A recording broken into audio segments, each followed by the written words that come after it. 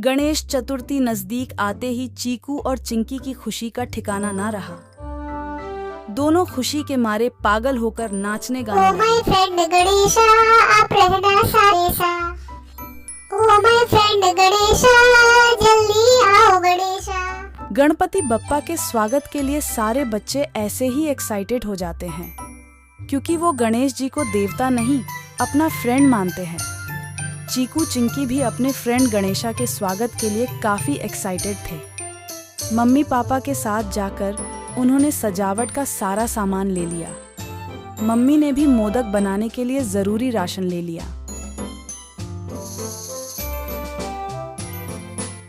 Papa mummy, हम plaster of Paris की मूर्तियाँ नहीं लेंगे क्योंकि उससे जल प्रदूषण होता है।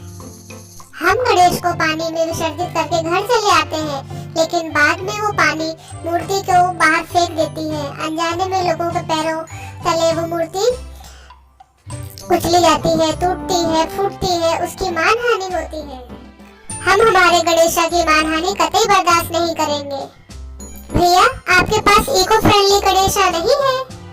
वो क्या होता है? अरे, वो मिट्टी से बनी हुई गणेश जी की मूर्ति होती है। नहीं, हमारे पास वो मूर्तियाँ नहीं आती हैं। आपको लेने हैं तो यही लेने होंगे। It's okay. चलिए पापा, हमारे स्कूल में एक वर्कशॉप हुई थी जिसमें मिट्टी से गणेश मूर्ति बनाना सिखाया था। हम हमारे गणेशा अपने हाथों से बनाएंगे। बच्चों की समझदारी देखकर मम्मी पापा खुश हो गए। गणेश चतुर्थी को बस एक ही दिन बाकी था।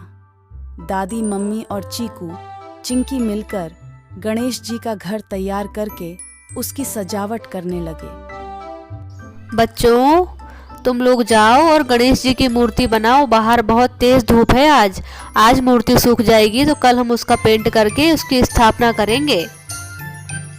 चल चिंकी। चीकू चिंकी भागते हुए गार्डन में आए। गार्डन में सोसाइटी के सारे बच्चे मूर्ति बना रहे थे। लेट हो गए हो तुम लोग, अब जल्दी करो। चिंकी जाओ और मिट्टी लेकर आओ। चिंकी मिट्टी लेकर आई।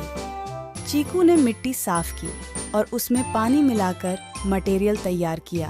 मटेरियल तो बन गया, अब मूर्ति बनाते हैं। चीकू चिंकी मिट्टी को आकार देने लगे और देखते ही देखते 1 घंटे में उनकी गणेश जी की इको फ्रेंडली मिट्टी की मूर्ति बनकर तैयार हो गई, जो सबसे सुंदर थी। सबकी मूर्तियां एक साथ रखी गई और सारे बच्चों ने मूर्ति के साथ सेल्फी लेकर स्कूल के व्हाट्सएप ग्रुप पर अपलोड कर दी, ताकि दूसरे भी उनसे इंस्पायर हो सके। फिर चीकू चिंकी मूर्ति लेकर घर चले आए। अरे वाह, बेहद सुंदर बनी है।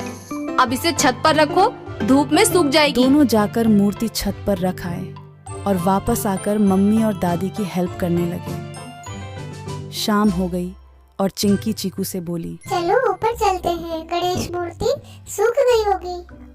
दोनों जैसे ही छत पर आए, नजारा देखकर उनकी आंखों से आंसू बहने लगे, क्योंकि तेज बारिश हो गई थी, जिससे उनका फ्रेंड गणेशा पिघलकर बह चुका था। चीकू चिंकी रोते हुए घर आए और आते ही दादी की गोद में जाके सिसकियां भरने लगे।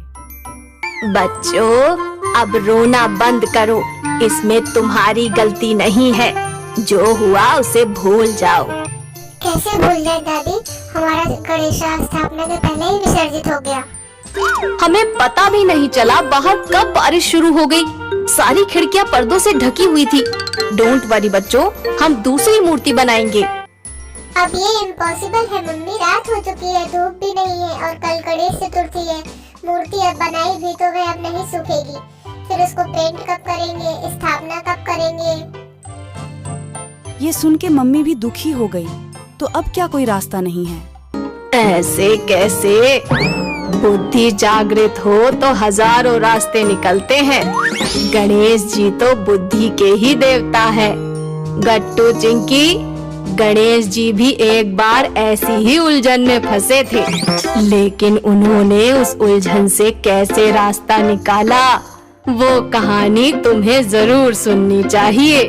कहानी का नाम सुनते ही चीकू चिंकी का रोना थोड़ा कम हुआ। महर्षि व्यास एक बार गणेश जी के पास आए। महर्षि व्यास तब महाभारत की कहानी लिख रहे थे और लिखावट का काम करने के लिए उन्होंने गणेश जी को चुना। गणेश जी मान गए, लेकिन महर्षि व्यास ने शर्त रखी कि लिखते हुए उन्हें कोई भी रुकावट नहीं आनी चाहिए, क्योंकि रुकावट से उनका फ्लो टूट सकता है।